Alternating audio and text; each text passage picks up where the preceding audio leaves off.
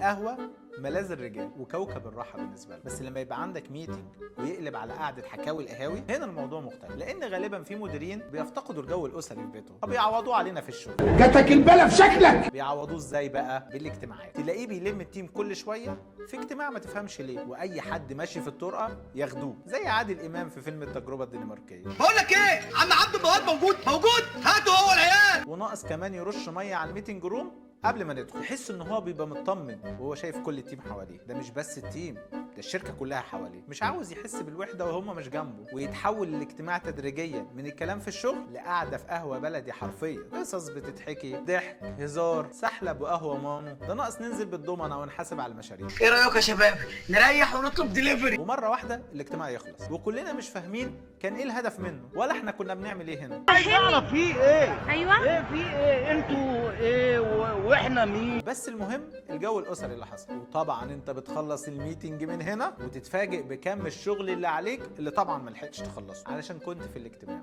انا زهقت. المهم حاول تصبر نفسك وتبص للجانب الايجابي، وهو ان الميتنج عدى على خير ومحدش اتخصم. فعلا محدش بياكلها بالسهل. متضايق قوي